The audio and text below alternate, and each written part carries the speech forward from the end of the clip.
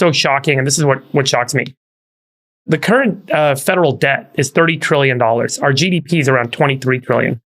5% interest rates on $30 trillion is $1.5 trillion in interest payments alone every year. And our Social Security, so $1.5 trillion, I mean, that alone is about 6%, 7% of GDP. So you have to tax every transaction in the country by 6 or 7% just to pay the interest payments on the debt. And then we have Medicare and Social Security, which are now... That math is wrong, because you have maturities of all different types with different yield to maturities and different coupons. So right, so I'm fast forwarding, right? So it's not today's numbers. It's what's happening over time. So as you look out and you look at the yield on treasuries and you apply that to the current debt level and the increment in the debt level, you'll get to that level, right? You'll get to $1.5 trillion a year in interest payments that need to be made, plus another, call it $3, $4, $5 trillion a year in mandatory spending. And so that's where the country starts to run into a problem. Because at some point, when you have to tax so much to cover the cash payments that need to be made by the federal government, the economy really gets hurt and things start to cripple. And then if you were to take those entitlements away, Social Security, Medicare, you have a real problem with people's ability to support themselves in an economy where they're not working. These are elderly retired people. So there is a major, or to pay these expensive medical bills. So there's a major crash coming if we don't figure out how to bridge our way to this gap. So if someone wants my vote and they're going to run for president, they would put up a simple chart like Bill Clinton used to do and show me a 10 to 30 year plan and just say, here's where we're headed. And here's what we're going to do to make sure that doesn't happen. And that chart alone, I think, can win the vote. Okay, let's pull up the chart then. So here is the federal debt, total public debt as a percentage of gross domestic product. As you can see in the 70s and 80s, we were at under 50%. The 90s, we started, growing modestly. I don't think this matters. I think every self-proclaimed intellectual looks at this chart and says, oh my God, we've exceeded 100%. The empire is going to go to ruin. That's not why the empire goes to ruin. We have the reserve currency of the world, and there's an enormous amount of power that comes from that position. So what the right number is TBD. That's the most honest way to think about it. It was 100. It's at 150. It could go to 200. Many countries operate at levels above us and still haven't imploded per se. The real thing is part of what Friedberg said is, look, if you really want to look at what we pay, today we pay $400 billion this year. That's the interest payments, okay? That's when you calculate all of the different maturities we have with all of the different coupons we have. That's what we owe today. And David is right mathematically that if interest rates go to 5% and stay there forever, but we know that that's not how economies work. They ebb and flow, okay? So the real problem that we have to understand is, how do you actually create enough growth? And then the next time that we have a meaningful fall in interest rates, like every other person does, look, a lot of people in America know how to refi their credit cards, refi their home loans, refi their mortgages. The United States could have had a much more aggressive and thoughtful strategy of refining by pushing out these maturities way into the future. And again, Trump actually suggested that, but because he sounded like a goofball, everybody said absolutely no way. But in hindsight, that one move would have saved us trillions of dollars over the next decade if we had done it. And this time around, we have to have politicians who are smart enough and have the wherewithal to say, it doesn't matter where this idea came from. It's really smart. Rates are now back to 2% or 1.5%. Let's now issue 50 and 100-year bonds, and let's refi this problem out into the future. That makes a ton of sense, and we have to do it. The refi makes a ton of sense. Just to pull up a chart here and to counter your position there that it doesn't matter, Chamath, maybe you can respond to, if you look at GDP ratios here, number 1, 2, and 3, Japan, Venezuela, Greece, Sudan, and, some smaller countries there, but United States currently none of these countries. Look, how would you respond to that? Yeah. This entire world runs on the U.S. dollar complex. Okay. Whenever we raise rates, yes, it is true that on the one hand, our interest payments go up, but proportionately and on a relative basis, I think maybe let me take a step back. Look, one of the most important things in investing, which is appropriate here, is that people ask, what is the price of a stock? Well, before you go public, you're calculating what the intrinsic value of a company is. Okay, all the things that they do, all the money that they make, here's what we think it's theoretically worth. But the minute it goes public, the intrinsic value no longer matters. It's what is it valued relative to everything else. Okay?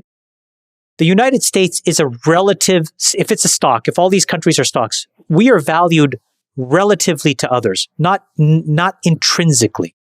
And the reason why we have so much power is because everybody else is actually valued relative to us.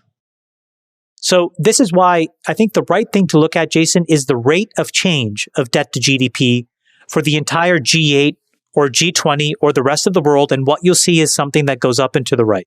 Nobody in the world has been rewarded for not investing in their populations and basically borrowing from tomorrow to invest in today's human capital. Okay, so we have a disagreement here. Freeberg, do you think this is a major issue? Yeah, because I think you think it's manageable? Freeberg, you have the floor.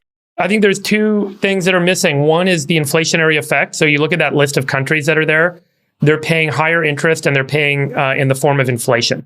So they have less that they can spend on their people.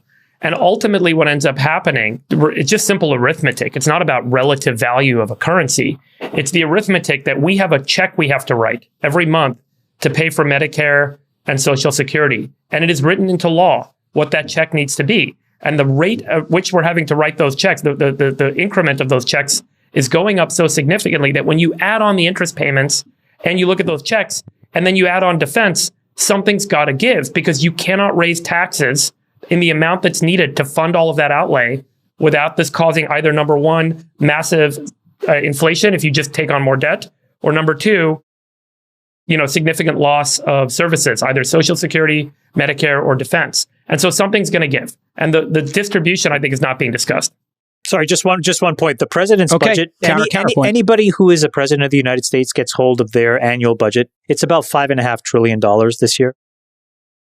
So you're talking about interest payments that are still less than 10% of their total budget. Now, that includes the entitlement payments. Okay, so it's about $3.5 trillion is what you have to pay for. No, it's 20%. No, $3 trillion is the sum of Medicare and Social Security.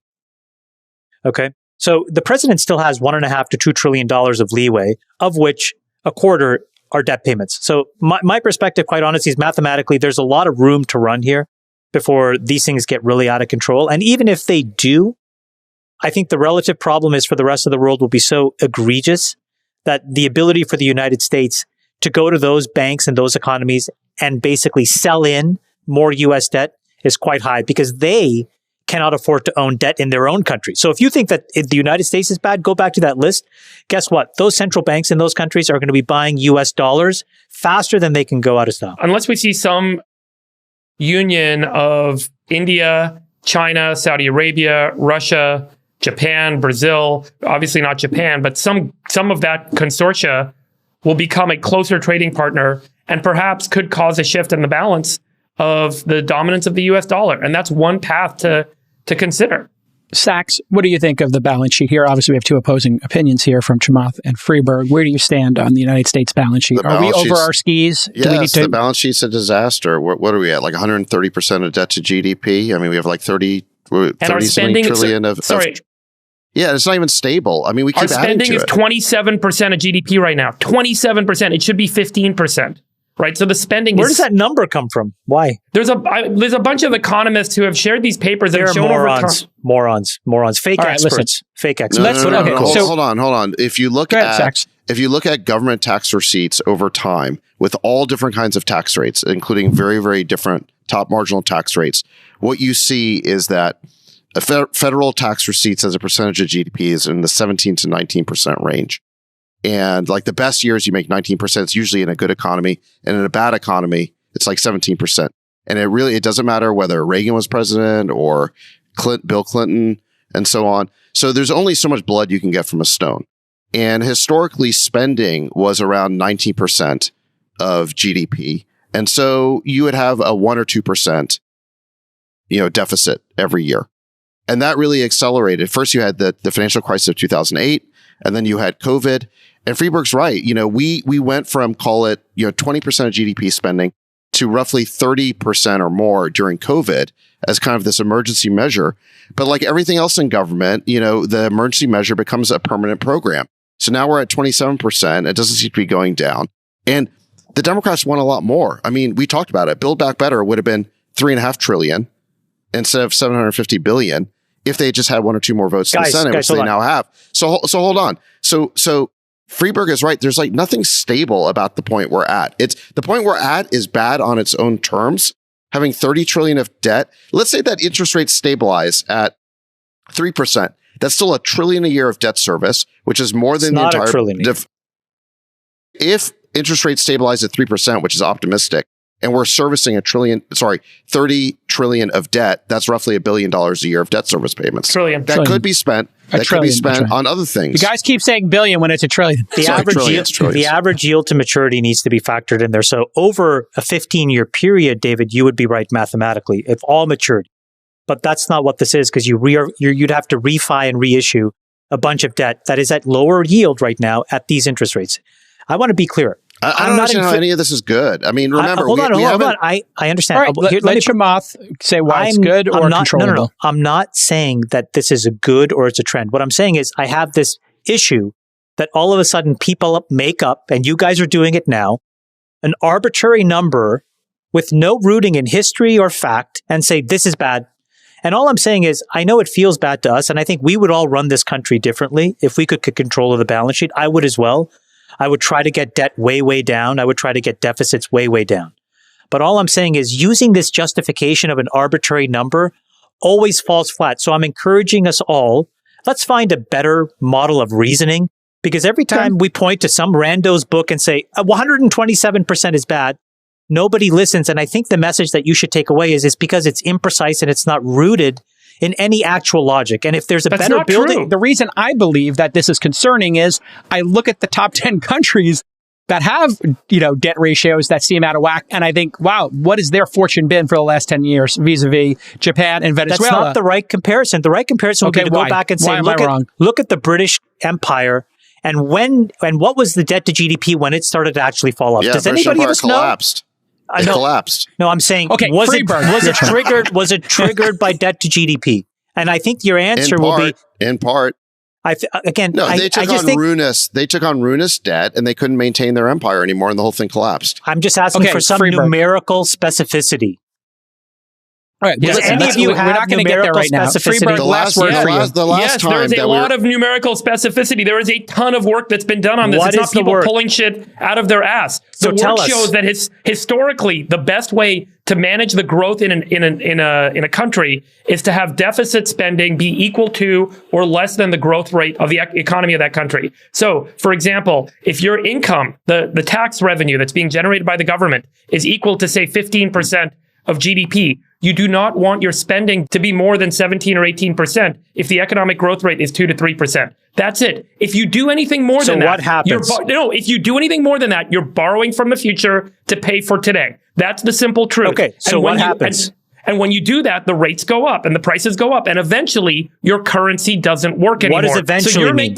So you're making a bet. Read the book that I talked about last year, the most recent Ray Dalio book. He goes through 6 stories with the economic data to prove it, the factual data, the history of what's happened with 6 empires over the last 500 years, where this exact same scenario has played out. This isn't some random arbitrary story. I read that book, and everyone had the exact same perspective that you have when they were living in those days, and they said, you know what, we're going to be okay because we're the reserve currency, and the world loves us, and we're the empire, and we have influence everywhere. And they all lost primacy, and their currencies collapsed, and they all broke apart. And I'm not saying that can't happen in America. What I'm saying is you get so full-throated. I read that book. It's great narrative, but the numbers are brittle. Okay? They're fragile and they're mostly made up.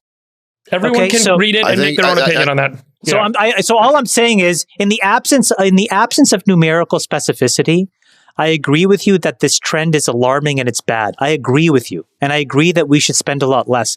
What I'm saying is when you say to the world, stop spending because XYZ number is bad, you have no credibility because it's something that you can actually back up.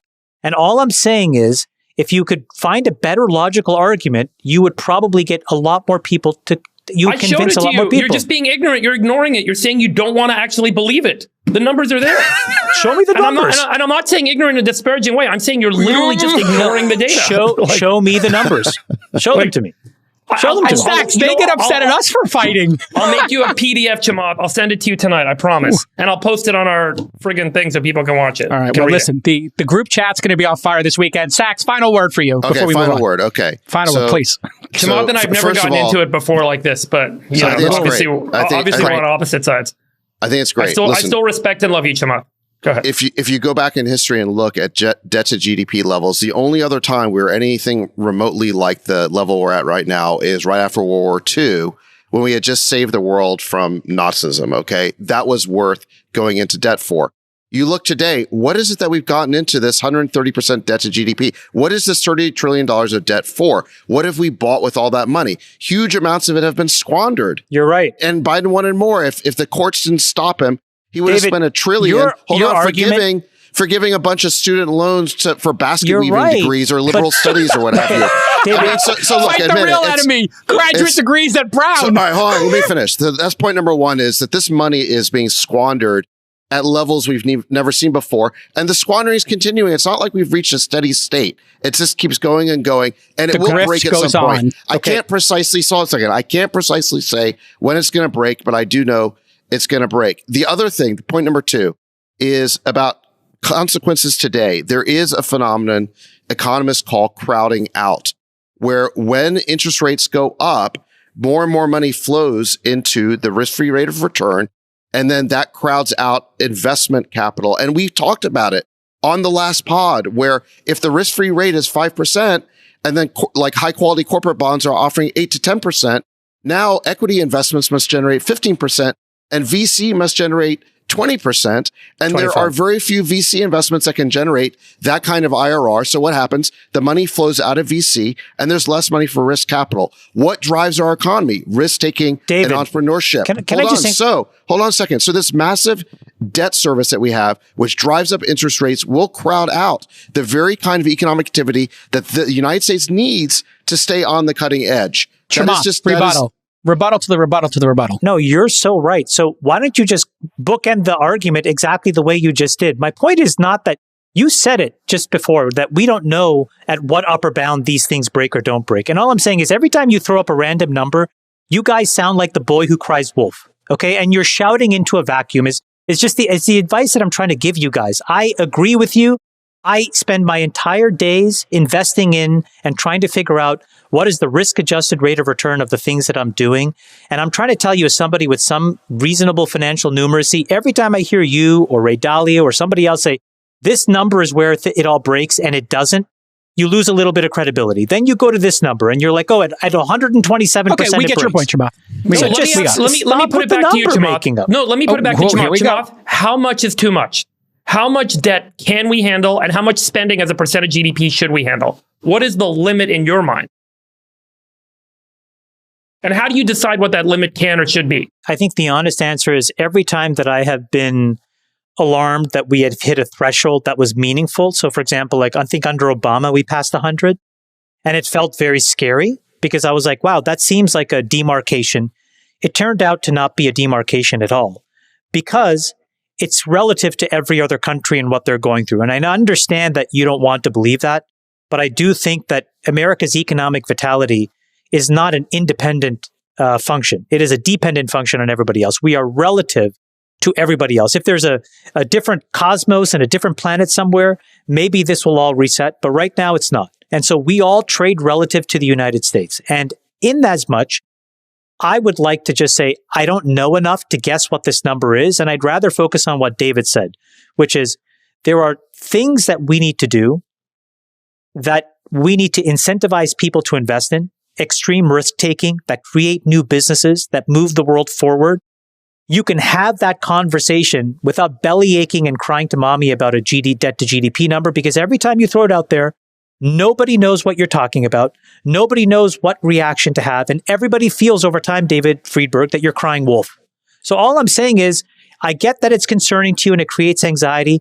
But every time, and you probably, this is not the first time you've had anxiety. You probably had anxiety at 50, 75, 100, 125. Guess what? I bet you'll have anxiety at 150. I don't know what it means. I do know what Sachs means, though, which is that right now we have a risk-free rate that's going to 5. We have corporate bonds that'll be at 10. We have equity investing on the most risk-taking, which is the early stage venture that has to return 25. And that is an incredibly high bar, but we need to do it. And we need to do maybe fewer investments, quite honestly, with fewer participants, with less dollars that are more effectively put to work. Okay, maybe this is a good jumping off point to talk about all the waste in Silicon Valley. And that stuff can happen without debating incessantly this debt to GDP number, which honestly, I'll say one thing. No, hold on, Sachs. One thing I agree with you, Chamath. All right, Freeberg, Sachs, and then we're going to move. Go. I agree with you.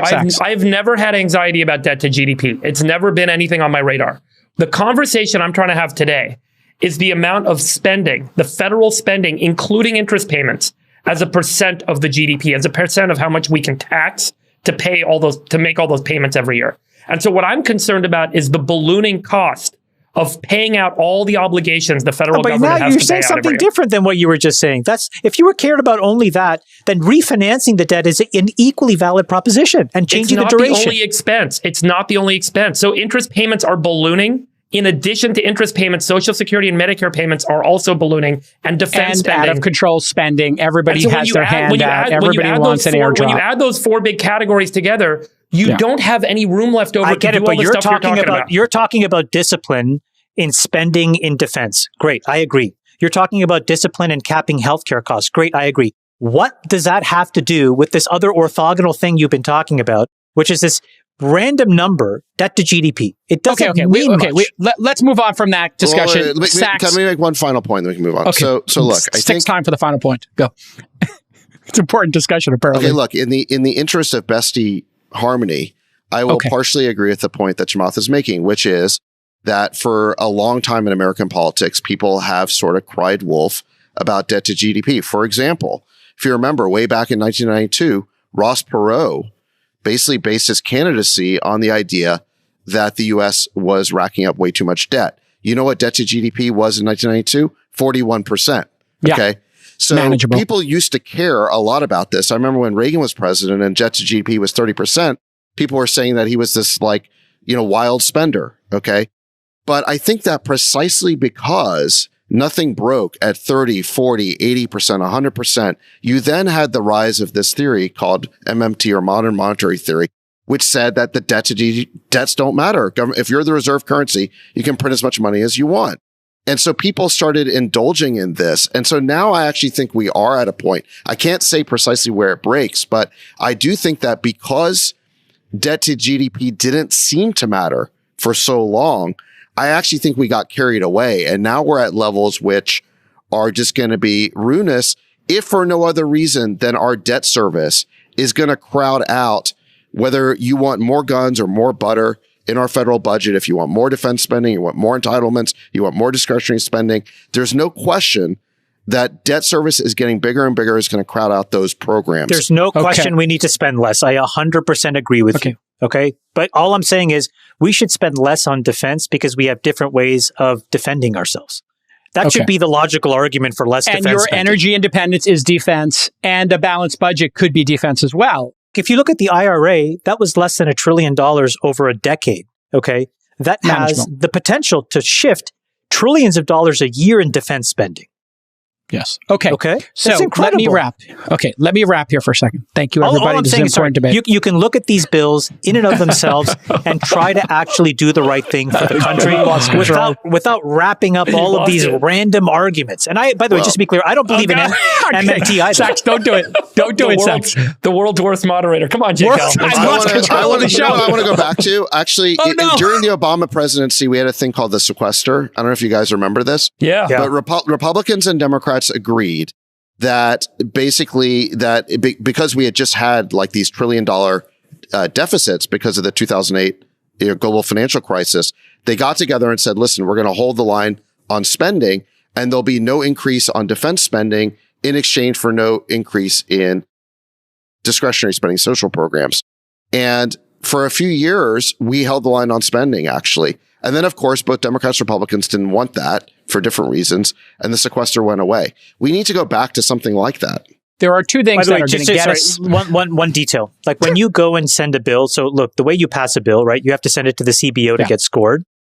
One of the things that I learned this week is that sometimes the CBO, and they're not really empowered to actually tell you how things get offset. So for example, like if you have a medicine, what they will do is say, well, we'll look at the population level, how much would this medicine cost if it's taken by the population? But if that medicine then all of a sudden has the potential to actually off-ramp you over here, those savings are not really factored in as well. So David, to your point, another way that we can refine how we build budgets to make sure that we're not overspending is to actually improve the toolkit and the data that like the CBO is given so that when they score things, they can actually look at the total impact. Like, for example, like the IRA, again, one of the biggest benefits will be to defense spending. If we choose to make those cuts, you will be able to do it differently once we have, no reliance on foreign energy. Okay, to wrap this segment, the first segment, which took 57 minutes, it's obviously a really, well, I think it's an important discussion. Hey, J-Cal, would you vote for DeSantis if he promises fiscal responsibility? Well, here's the thing. I am going to take a look at the candidates. I'm going to make the best decision in terms of what I think is that best for the country. I'm answering like you, Sachs. I'm answering like you. I'm giving no answers. What bullshit is this? Yeah. It depends on... If DeSantis gives you everything you want on fiscal policy, why wouldn't you vote for him? If he stays out, if he's in favor of a woman's right to choose... For the first 15 weeks, that's Florida policy. Are you... Yes. I would take a look. I honestly would take a look. What would cause you not to vote for him? 15 weeks, right to choose, combined with fiscal responsibility.